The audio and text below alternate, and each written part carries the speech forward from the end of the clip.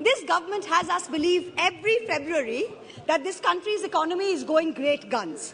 We are the fastest growing, most efficient global player. Everyone is getting employment. We're getting gas cylinders. We're getting electricity. We're getting pakka houses. This falsehood flies for about 8 to 10 months, and then the truth comes limping after it.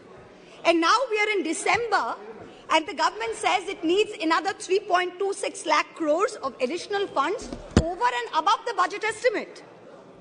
The government and the ruling party coined the term pappu. You use it to denigrate, to signify extreme incompetence. Let me use the next few minutes to point out what the data, the statistics tell us as to who the actual pappu really is. संसद के शीत सत्र में TMC सांसद महुआ मोइत्रा ने राज्यसभा में सरकारी data दिखाकर पूछा कि अब बताओ असली पप्पू कौन है। अगर आप आंख बंद कर इस भाषण को सुनेंगे तो हो सकता है आप सोचेंगे कि ये भाषण किसी कांग्रेस सांसद ने राहुल गांधी के बचाव में दिया है। तो महुआ की ये पप्पू पॉलिटिक्स बीजेपी को निशाने पर लेने के लिए है या फिर वो राहुल गांधी और कांग्रेस से नजदीकियां बढ़ाना चाहती हैं। दरअसल सरकारी आंकड़ों के हिसाब से अक्टूबर 2022 में औद्योगिक उत्पादन 4% कम होकर 26 महीने के निचले स्तर पर पहुंच गया और विदेशी मुद्रा भंडार एक साल के भीतर 72 बिलियन यूएस डॉलर गिर गया। इसी पर मोइत्रा ने सरकार का मजाक उड़ाते हुए पूछा, अब पप्पू कौन है? The ruling party does not denounce it. There is no outrage. A convicted murderer and rapist is publicly giving sermons while out on parole, and leaders of the ruling party are listening to it. You do not have the moral clarity to call out right from wrong. Who's the pappu now? उन्होंने ये भी पूछा कि जब अमीर देश की नागरिकता छोड़कर जा रहे हैं, जब सत्तारूढ़ पार्टी के नेता रेप और मर्डर के दोषी का प्रवचन सुनने जाते हैं और जब रामदेव कहते हैं कि महिला बिन कपड़ों के भी अच्छी लगती और ये बात बीजेपी नेता और डिप्टी सीएम देवेंद्र फडणवीस की पत्नी के सामने कहते हैं तो भी बीजेपी चुप रहती है। तो बताओ अब पप्पू कौन है? मोइत्रा ने यह भी कहा कि पप्पू बीजेपी का पसंदीदा शब्द है जिसे उसने राहुल गांधी की कथित अक्षमता को जाहिर करने के लिए गढ़ा है।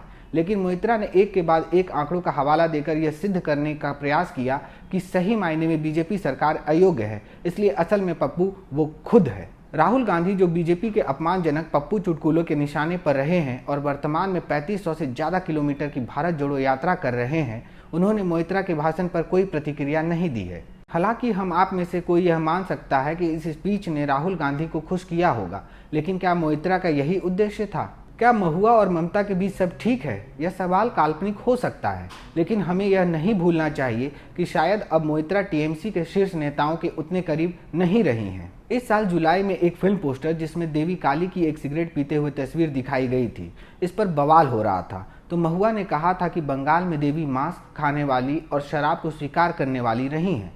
जब बीजेपी और हिंदुत्व ब्रिगेड ने देवी देवताओं के अपमान का रोना रोया और मोइत्रा के खिलाफ धार्मिक भावनाओं को आहत करने के लिए कई मामले दर्ज किए, तो टीएमसी ने खुद को मोइत्रा की टिप्पणी से दूर कर लिया था। उस समय मोइत्रा को जरूर लगा होगा कि उनके एक बयान के लिए जिसकी सच्चाई हर बंगाली जानता है, उनकी खुद की पार्टी टीएमसी ने उनसे किनारा कर लिया।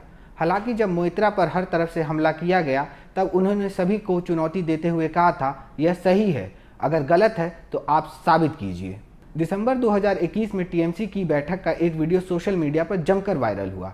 वीडियो में ममता को मोइत्रा पर चिल्लाते हुए यह कहते देखा गया कि पार्टी तय करेगी कि कौन चुनाव लड़ेगा और कौन नहीं।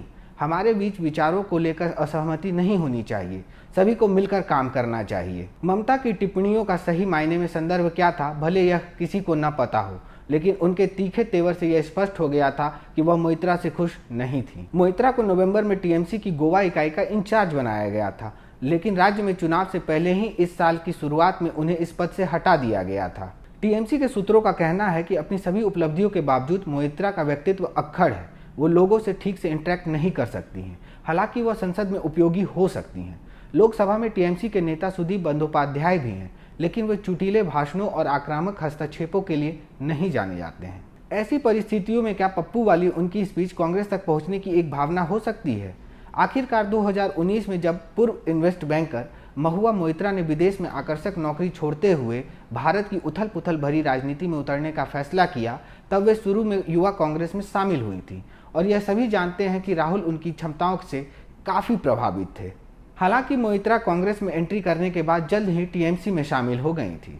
शायद वे यह महसूस कर रही थी कि ममता बंगाल में बढ़ रही हैं। 2011 में टीएमसी सत्ता में आई थी, जबकि कांग्रेस गिरावट की स्थिति में थी। पिछले 10 साल में बंगाल में कांग्रेस नीचे गई है। 2019 के लोकसभा चुनावों में कांग्रेस पार्टी ने बंगाल में सिर्फ 2 सीटों पर जीत हासिल की थी, जबकि 2021 के बंगाल विधानसभा चुनावों में कांग्रेस के खाते में 1 सीट भी नहीं आई थी।